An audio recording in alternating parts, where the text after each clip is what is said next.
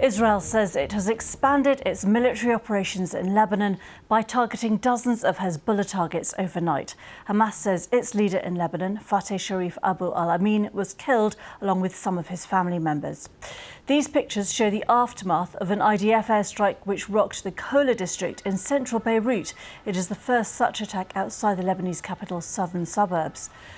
These are the live pictures from the same area. A small Palestinian militant group, the Popular Front for the Liberation of Palestine, says 3 of its leaders were killed in the blast. Israel's also carried out strikes in Yemen, targeting power plants and the port city of Hodeidah, which was in response to missile attacks by the Iranian-backed Houthis. The Houthi-run health ministry says at least 4 people were killed and 29 wounded. In Lebanon, Israel attacked more than 120 targets on Sunday. At least 50 people are reported to have been killed in a series of attacks in the east of the country, including in the Bekaa Valley. With the latest, here's Chichi Zundu. Destruction in the centre of Beirut. This shows the apparent aftermath of an airstrike on a building close to a major transportation hub in the Lebanese capital. Israel has been targeting Hezbollah sites on the outskirts of Beirut, but this is thought to have been the first time an attack has been carried out within the city limits in the past year. The Lebanese Prime Minister says the continuing airstrikes may have forced as many as 1 million people from their homes. This weekend has seen a major escalation, with more than 50 killed in Lebanon, Hezbollah rockets fired into northern Israel, and almost 2,000 kilometers away in Yemen, one of the country's biggest ports and power stations controlled by Iranian-backed Houthis, targeted by Israel. The Israeli military said the strikes are in response to recent missile attacks from the group. We have no interest in expanding the war. We have no interest in looking for additional fronts. But if somebody attacks Israel, as the Houthis have recently done with missiles, and throughout the war with cruise missiles and drones, anyone who carries out such an attack, we will settle the account with them, and we know how to do it. Israel isn't holding back, releasing videos of its air force taking off and showcasing its vast arsenal of missiles. The Houthis, backed by Iran and fiercely opposed to Israel, condemned the strikes as brutal aggression. With Israel's strikes continuing in Lebanon and military operations in Gaza still underway, the calls for de-escalation of the situation from the international community grow louder. Can all-out war in the Middle East be avoided? It has to be. We really have to avoid it. We're not there yet, but we're working like hell with the French and many others. This escalation and the growing tension in the region does not appear to be ending anytime soon. Chichi Zundu, BBC News. Our Middle East correspondent Hugo Bachega in Beirut and Yulanel in Jerusalem brought me up to date on the situation in the region.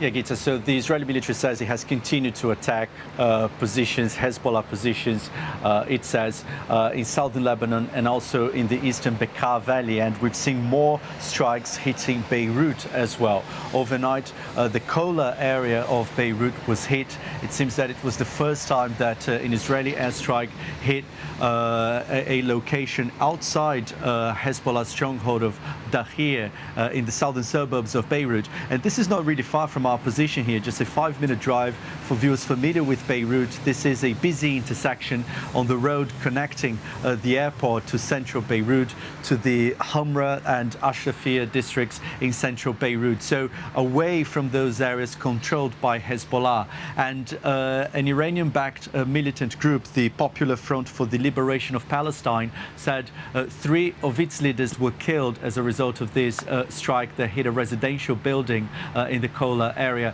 And this morning, Hamas said its leader in Lebanon was killed in an Israeli airstrike in southern Lebanon. So it seems that these are indications that the Israeli military is expanding its campaign in Lebanon beyond Hezbollah. I think this is an indication that other groups will also be targeted no matter where they are, as the Israelis say that this offensive in Lebanon is going to continue.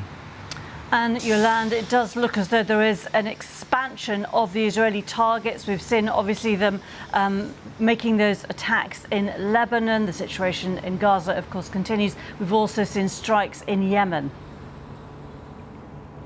Yes, we have now Israeli military action on multiple fronts at the same time, still very much concentrated on Lebanon, where the Israeli military chief of staff has said that Hezbollah must be hit hard. We've been hearing these assessments that the Israeli military believes that much of Hezbollah's firepower has been destroyed, suggesting this is why we haven't really seen, even since Hassan Nasrallah was killed, big barrages of rockets being fired from Lebanon. But at the same time, Israeli military action going on in Yemen against the Houthis, with 2 seaports targeted there, and also a big power plant. That was a major operation. And also some unconfirmed reports of strikes in Syria in the past day as well. At the same time, Israel continues with its military actions in Gaza. The occupied West Bank remains extremely dangerous. Many say that that's on the brink as well. And that's leading to these warnings from all around the region that really this is an extremely difficult moment, a moment of crisis, that there should be international action to stop it. The big question mark, what is Iran going to do with so many of its proxies, what it calls its axis of resistance under attack? President Biden has been coming out and said he's going to speak soon to the Israeli Prime Minister Benjamin Netanyahu, but he's insisting that all-out war in the Middle East must be averted. But if you look at the opinion polls here, the latest one suggests that Benjamin Netanyahu, the Israeli Prime Minister, has been bolstered by all that's going on at the moment.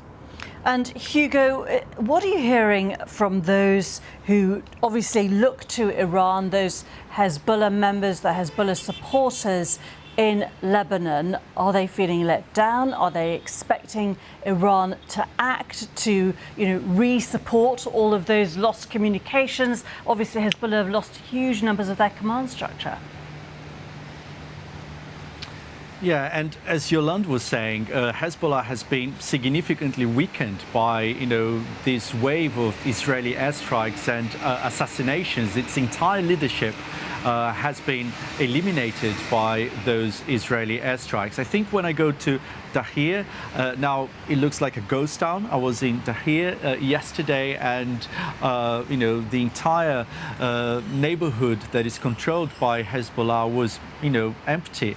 But talking to people who've left Tahrir, they are obviously shocked by what has happened. I think a lot of people couldn't have imagined that Israel would carry out attacks so powerful that would kill the leader of the group, somebody who for 30 years led an organization that was seen as a state within the state here in Lebanon. So I think there is still shock. There's still, people are still trying to understand what is happening.